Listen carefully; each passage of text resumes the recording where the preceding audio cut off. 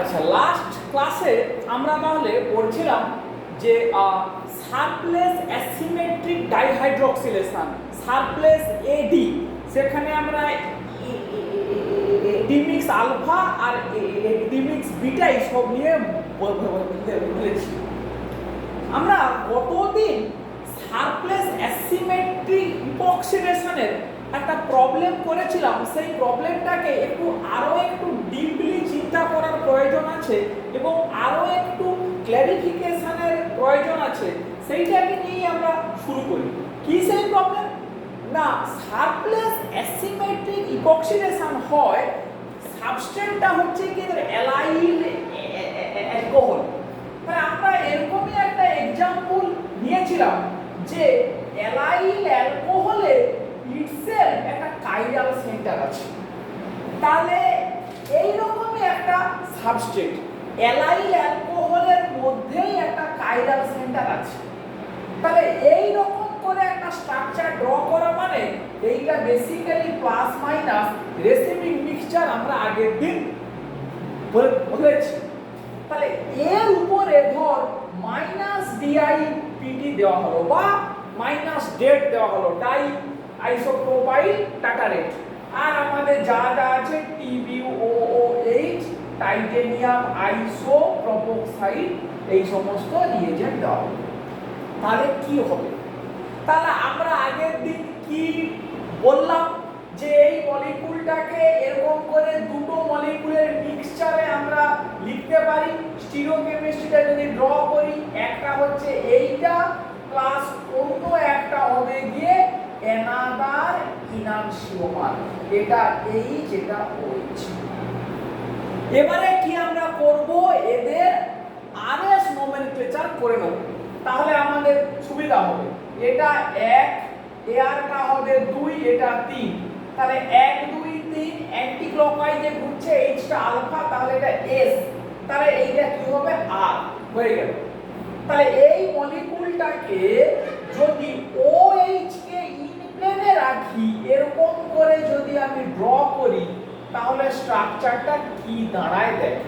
শুধু এরকম করে ড্র করব না, এটাকে অ্যাকচুয়ালি আমাদের যেভাবে সাবস্ট্রেটটাকে ড্র করা হয় যে সারপ্লেসে, সেইভাবে ড্র করব। এটা এই রকম করে ড্র করব। এবারে কি আমরা করব? এটাকে এই OH টা প্লেনে চলে এলো, তাহলে OH হবে 1, এখানে থাকলে হবে AR2, এই গ্রুপটা 3। তাহলে এটা কোন দিকে ঘুরছে?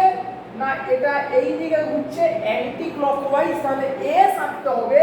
এইচ মাস্ট বি আলফা, এআরটা থাকবে অ্যাবাভ দা প্লেন। তাহলে এইটা হলো গিয়ে আমার এস আইসোমার। তাহলে এইটার স্ট্রাকচার কি হবে? সিমিলারলি করলে এটা এই, তাহলে উল্টোটা হবে এটা এইচ এটা এআর, এটা হলো আর আইসোমার।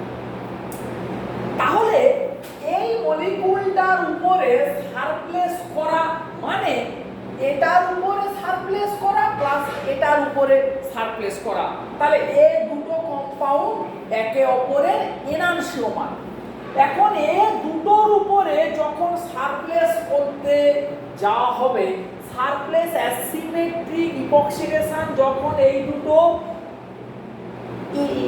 এনানশিওমারের উপরে হবে, তখন আমরা কি জানি? মাইনাস ডিআইপিটি বা মাইনাস ডেট যখন আছে, সে অ্যাবাভ দা প্লেন থেকে রিঅ্যাকশনটা করবে। তাহলে অ্যাবাভ দা প্লেন থেকে যখন রিঅ্যাকশনটা করবে, এই ফিক্সড মডেলটার উপরে অ্যাবাভ দা প্লেন থেকে যখন করবে, এইখানে এআর গ্রুপটা অ্যাবাভ দা প্লেনে আছে। এইটাই টুইস্ট, ভালো করে বুঝে নেই। এআর গ্রুপটা অ্যাবাভ দা প্লেনে আছে, এখানে এআর গ্রুপটা বিলো দা প্লেনে আছে। তাহলে স্টেরিক হিন্ডারেন্স এখানেই বেশি হবে। বড় বাল্কি গ্রুপটা অ্যাবাভ দা প্লেন, আবার অ্যাবাভ দা প্লেন থেকে ইপক্সিডেশন, ফলে এই দুটোর মধ্যে একে বাদ দিয়ে এই আইসোমারটার উপরে ফাস্টার রেটে ইপক্সিডেশন হবে। This enantiomer will react at faster rate. তার মানে কি হবে, ইপক্সিডেশনটা এইটার উপরেই হবে, ডিআইপিটি TBuOOH টাইটেনিয়াম আইসোপ্রোপক্সাইড করলে কি হবে, এটা এই OH, এটা H, এটা Ar, এইটা এই অ্যাবাভ দা প্লেন থেকে হলো, আর এই মলিকিউলটা আনরিঅ্যাক্টেড প্রোভাইডেড রিয়েজেন্টটা লিমিটেড দেওয়া হচ্ছে, মানে এটার যত মোল দেওয়া হয়েছে রিয়েজেন্টটা মনে করো তার 50% দেওয়া হয়েছে, তাহলে কি হবে, এই এনানসিওমারটাই রিঅ্যাক্ট করবে, এ রিঅ্যাক্ট করবে না। যেখানে যেমন কোশ্চেন দেবে সেইভাবে আমাকে অ্যাড্রেস করতে হবে।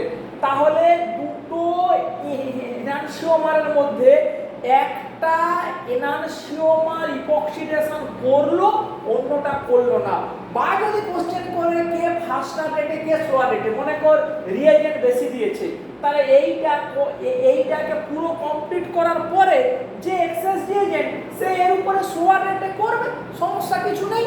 তাহলে এই যে মেথডটা, যে লিমিটেড রিয়েজেন্ট ব্যবহার করে দুটো এনানসিওমারের মধ্যে একটা এনানসিওমারকে সিলেক্টিভলি মানে রিঅ্যাকশন করলাম, অন্যটা রিঅ্যাকশন করলো না, তাহলে একে আমরা আইসোলেট করতে পারি, এইটাকে বলা হয় কাইনেটিক রিজলিউশন। এই যে মেথডটা কাইনেটিক রিজলিউশন বা রিজলভ করা আমরা কাকে বলি, আমরা জানি যে দুটো এনানসিওমারিক মিক্সচার যখন থাকে, কোনো মলিকুলের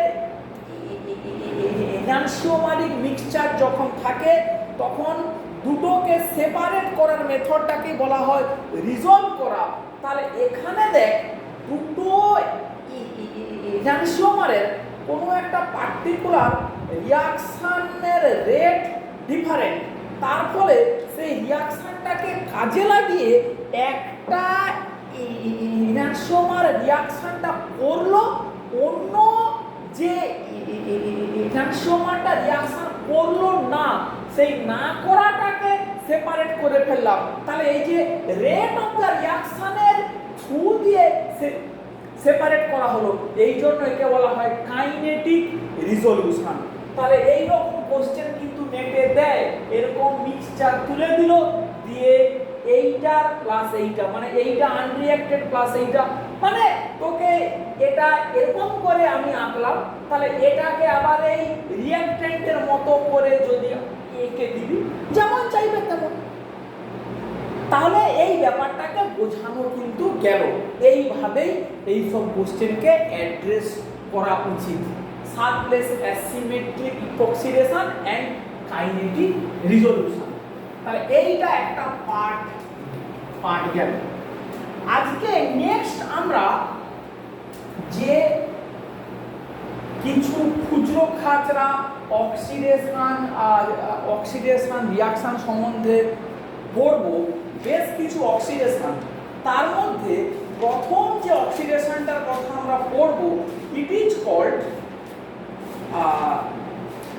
এইটাকে আমরা সেই তো রিয়েজেন্টটা হচ্ছে thallium nitrate, TaTlNO3, thallium nitrate. তাহলে কি নাম, থ্যালিয়াম নাইট্রেট।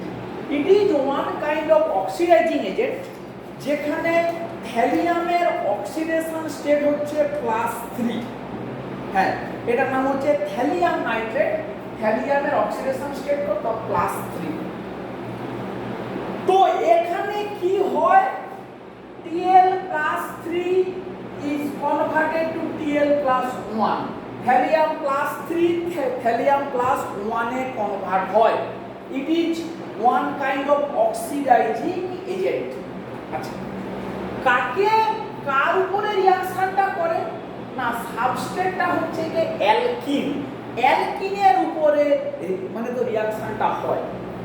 আচ্ছা, কয়েকটা ইন্টারেস্টিং এর অ্যাপ্লিকেশন দেখাচ্ছি। দেখ, যদি এরকমই কোনো সাইক্লিক মলিকুল হয়, ধর সাইক্লোহেক্সেন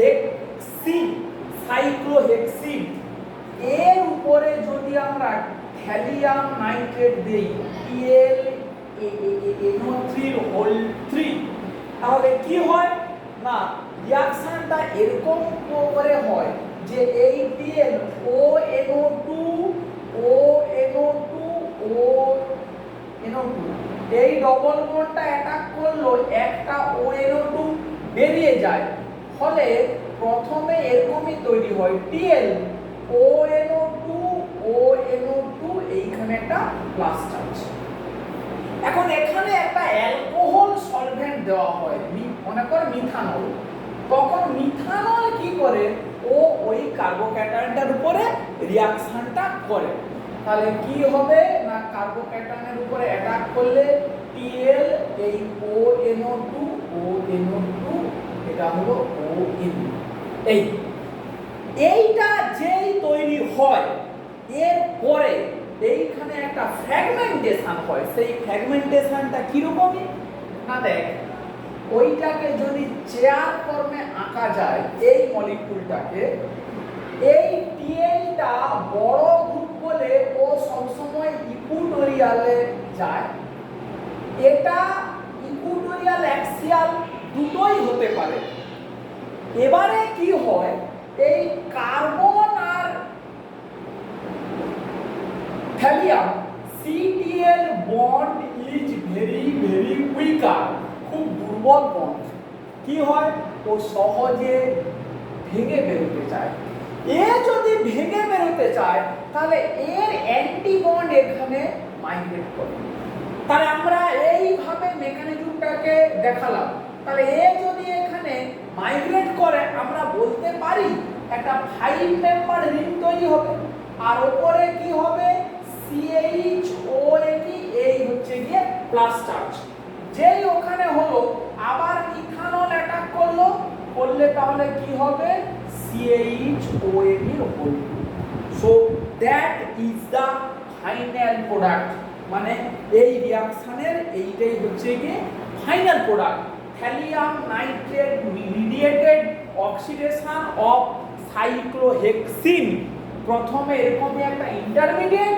সেটা চেয়ার ফর্মে গিয়ে ফ্র্যাগমেন্ট হয় বা রিংটা সংকুচিত হয় রিংটা ছোট হয়ে যায় রিং সাইজ কন্ট্রাকশন হয়ে এরকম একটা মলিকিউল তৈরি হয় নেক্সট যদি সাবস্ট্রেটটা আসাইক্লিক হয় সাবস্ট্রেট যদি আসাইক্লিক হয় তখন কি হয় মানে আসাইক্লিক অ্যালকিন বা ছোট রিং মানে 6 মেম্বারের থেকে ছোট রিং তখন কি রিঅ্যাকশন হয় না ধরে তুমি আর এই রকমই একটা অ্যালকিন আছে কি দিলাম TlONO2 মিথানল তখন অ্যাকচুয়ালি কি হয় না প্রথমে এরকমই হলো তৈরি এটা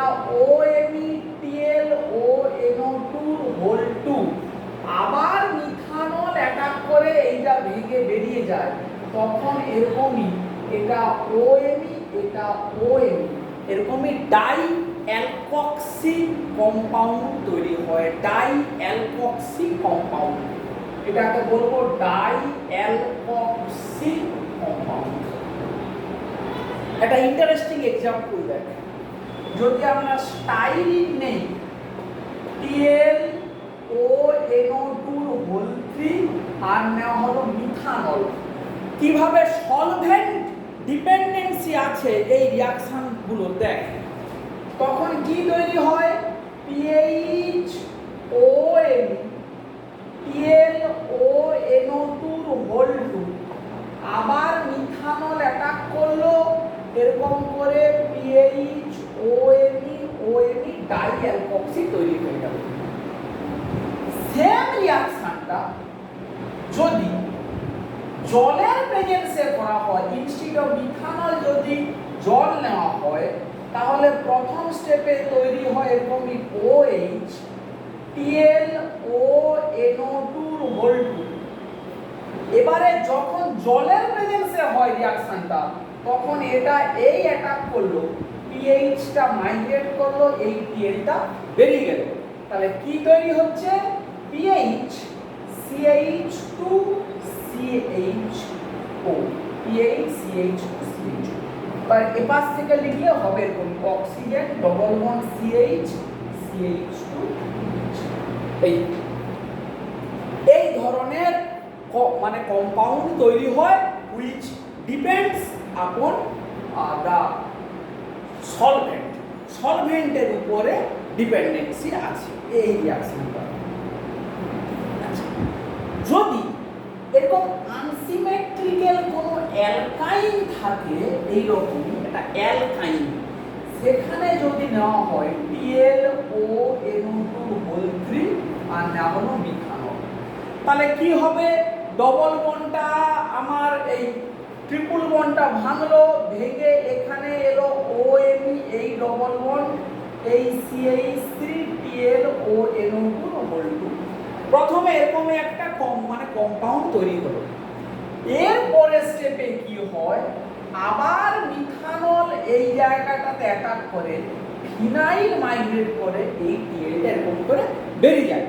তাহলে কি তৈরি হবে?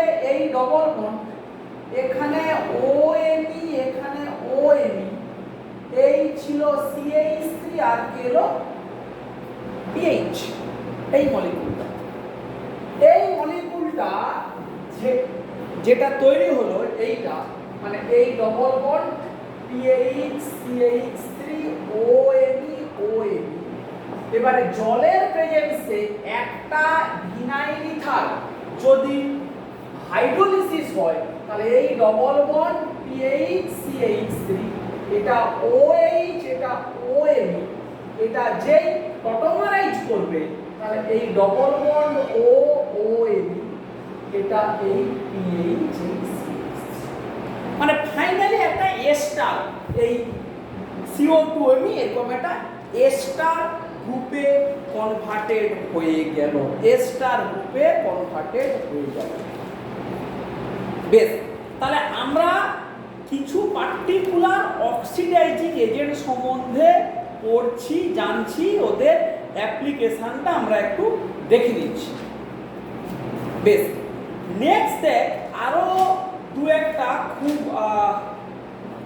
ছোটখাটো অক্সিডাইজিং এজেন্ট সম্বন্ধে একটু বলবো এবং সেগুলো একটু নামগুলো একটু খেয়াল রাখতে হবে, কারণ ছোটখাটো কোশ্চেন তো দেয়। এর মধ্যে প্রথম যে অক্সিডাইজিং এজেন্টের কথা বলবো, ইট ইজ কল্ড ডেস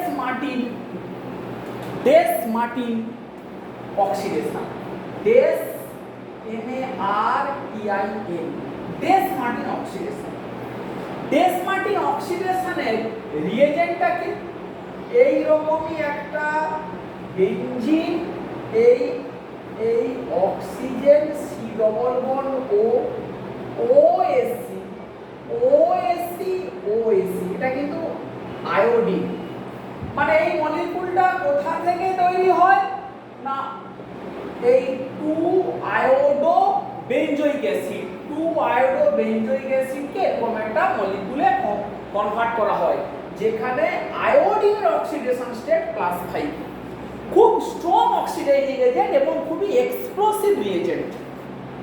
এইটাকে বলা হয় ডেস মার্টিন রিয়েজেন্টও তো বলতে পারে। এই ডেস মার্টিন রিয়েজেন্ট কি করে? প্রাইমারি অ্যালকোহলকে অ্যালডিহাইডে কনভার্ট করে। অ্যাটাক করলো, একটা OAC বেরিয়ে গেল, তাহলে কি তৈরি হবে? এইটা এই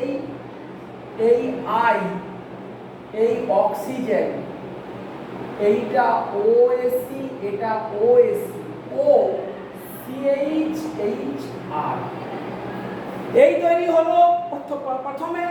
এবারে এটা সি ডবল বন্ড, এটা বেস মানে ওই যে OAC মাইনাস যে বেরিয়ে গেছে এইটাকে খেয়ে নিল, এই অ্যাটাক করলো, এটা এই গেল আর একটা OAC বেরিয়ে গেল। তাহলে কি পেলাম? আর CH ডবল বন্ড O, আর রিজেন্টটা রিডিউসড হলে কি হলো? IOC double bond OOC। এই +3 তে কনভার্ট হয়ে গেল, ছিল +5 +3 তে কনভার্ট হয়ে গেল। তাহলে এইটা আমরা কি পড়ছি না, ডেস মার্টিন অক্সিডেশন বা এই রিয়েজেন্টটাকে বলা হয় Dess Martin reagent. It will oxidise a primary alcohol to a aldehyde. যদি সেকেন্ডারি অ্যালকোহল থাকে তাকে কিটোনে কনভার্ট করে। মনে কর এরকমই একটা আছে, এরকমই একটা নরবোর্নাইন সিস্টেম আছে, এখানে এন, এটা ও সি ডবল বন্ড ও বি এন মানে হচ্ছে বেনজাইলিক, CO2 TBU মানে টারসিয়ারি বিউটাইল এস্টার, ও TBDPS একটা সিলাইল ইথার, এটা OH, এইটা সেকেন্ডারি অ্যালকোহল। এখানে দেওয়া হলো ডেস মার্টিন, তাহলে কি হবে? এ সিম্পলি অক্সিডাইজড হয়ে যাবে, আর কিছু নয়। এই N O C double bond O এই বিএন CO2 TBU এটা C double bond O TBDPS। So this is the application of Des-Martin oxidation.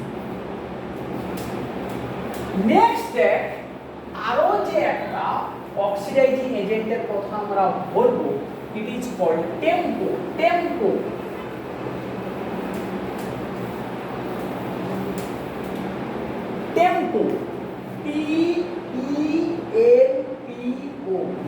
টেম্পোর স্ট্রাকচারটা কি আগে দেখ। টেম্পোর স্ট্রাকচার হচ্ছে এরকমই, N এই ডবল বন্ড ও N plus. This is the structure of tempo. বা যদি এর রেজোনেন্ট স্ট্রাকচার দেখিস তাহলে এই রকমই আসবে NO মাইনাস। তাহলে এইটা কোত্থেকে এলো? না এই মলিকিউল থেকে এলো। এই মলিকিউলের নাম কি? পাইপারিডিন। তাহলে এর নাম কি হবে? টেট্রামিথাইল পাইপারিডিন। নাইট্রোক্সাইড। এই TEMPO এই থেকে হলো কি হলো নামটা? না টেম্পো। এও কি করে? প্রাইমারি অ্যালকোহলকে অ্যালডিহাইডে কনভার্ট করে, আর প্রাইমারি অ্যালকোহলকে অ্যালডিহাইডে কনভার্ট করে। যদি কোনো রিয়েজেন্টে 1 ডিগ্রি প্লাস 2 ডিগ্রি অ্যালকোহল একসঙ্গে থাকে ও সিলেক্টিভলি প্রাইমারিকে অক্সিডেশন করে, আর যদি কোথাও শুধু সেকেন্ডারি থাকে তাহলে সেকেন্ডারিকেও কিন্তু অক্সিডেশন করে। মানে এটা নিয়ে কিন্তু কোনো দ্বিমত যেন না হয়। ধর আমরা যদি এক্সাম্পলে এরকম করি যে এরকমই একটা এই N CH2OH এই CO2 TBU এরকমই একটা আছে। তা একে যদি টেম্পো দিয়ে অক্সিডেশন করা হয় তাহলে ওই প্রাইমারি অ্যালকোহলটা CH ডবল বন্ড ও অ্যালডিহাইডে কনভার্ট হবে, CO2 TBU। এই so these are some example of oxidizing agent। আচ্ছা এইখানে দেখ একটা কথা একটু বলে রাখি, এই যে ডেস-মার্টিনের যে এক্সাম্পলটা বললাম ওর মেকানিজম যদি একটু খেয়াল করিস, আমরা কয়েকদিন আগে সোয়ান অক্সিডেশন পড়েছি, তারও মেকানিজম যদি একটু স্মরণে থাকে, সবার ক্ষেত্রে কি হয়েছিল? RCHOH এখানে একটা লিভিং গ্রুপ তৈরি হয়েছিল, কমন মেকানিজম। কিন্তু এবারে একটা বেস এইচটাকে খেয়ে নিয়েছিল, এই গিয়েছিল, এই লিভিং গ্রুপটা বেরিয়ে গিয়েছিল। এইটাই কিন্তু প্রাইমারি অ্যালকোহলকে অ্যালডিহাইড তৈরি করার কমন মেকানিজম। ঠিক এই প্রসঙ্গে আরো একটা রিয়াকশন একটু স্মরণ করিয়ে দিই, একই রকমই রিয়াকশন তোরা যেটা আন্ডার গ্রাজুয়েটে গিয়ে তোর হেটেরোসাইক্লিকে পড়েছিলিস, এরকমই সেটা ছিল যে pyridine N oxide N plus O minus এ আর CH2Br অ্যালকিল ব্রোমাইডে অ্যাটাক করলে এরকমই হতো তৈরি। RCHHON এই ক্লাস, ঠিক দেখ এইটা একটা গুড লিভিং রুম। এবারে কি ছিল, বেস এইটাকে খেলো, এই অ্যাটাক করলো, এই পিরিডিনটা নিউট্রালাইজ হয়ে গেল, বা আমরা একটা অ্যালডিহাইড পেয়ে গিয়েছিলাম। সেইটা মানে এইগুলোর সমস্ত ক্ষেত্রে কিন্তু মেকানিজমটা একদম এক। আচ্ছা, আজকের ক্লাসে নেক্সট একটা ছোট্ট অন্যরকমই একটা এক্সাম্পল একটু দেখাবো। দেখ সেই এক্সাম্পলটা কি না, আমরা অক্সিডেশনের আন্ডারে ইপক্সিডেশন প্রচুর পড়েছি। এখন এইরকমই একটা অ্যালকিন যদি থাকে, এইরকমই একটা অ্যালকিন, মানে এটা একটা জেড অ্যালকিন, এর উপরে যদি MCPBA দিয়ে ইপক্সিডেশনটা করানো হয়, MCPBA, তাহলে কি হবে, ইপক্সাইডের স্ট্রাকচারটা হবে এরকমই, এই হবে ইপক্সাইডের স্ট্রাকচার। মানে অ্যালকিন যা আছে তার একটা কোনো পার্টিকুলার সাইড থেকে ইপক্সিডেশনটা হয়ে গেল, ফলে আমরা সিন ইপক্সিডেশনের কথাটা বলতে পারি।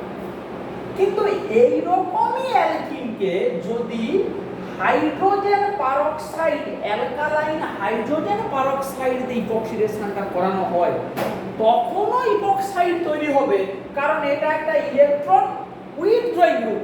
কিন্তু তখন ইপক্সাইডের স্টিরিওকেমিস্ট্রিটা চেঞ্জ হয়ে যাবে। কিরকমই হবে না, এই রকমই ইপক্সাইডটা তখন কিন্তু তৈরি হবে।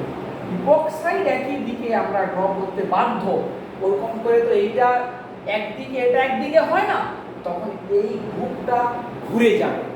কারণ মেকানিজমটা যদি একটু কেউ ভালো করে এখানে বুঝে নিস,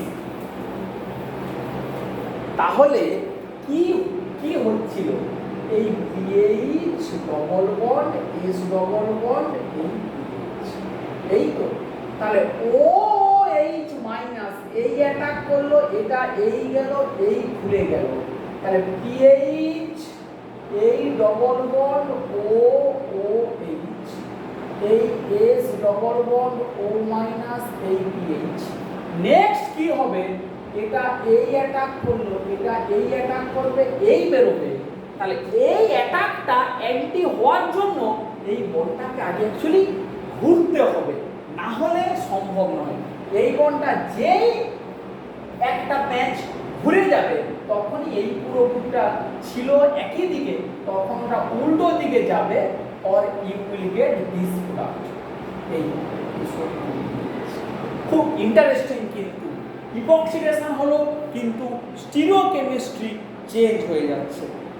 এইগুলো ভালো করে আরো কিছু আছে, যেমন আমি এক্সাম্পল আর দেইনি, ক্যারুথার্স দেখবি, রুথেনিয়াম টেট্রাক্সাইড, এই এজেন্ট দিয়ে অক্সিডেশনের এক্সাম্পল আছে।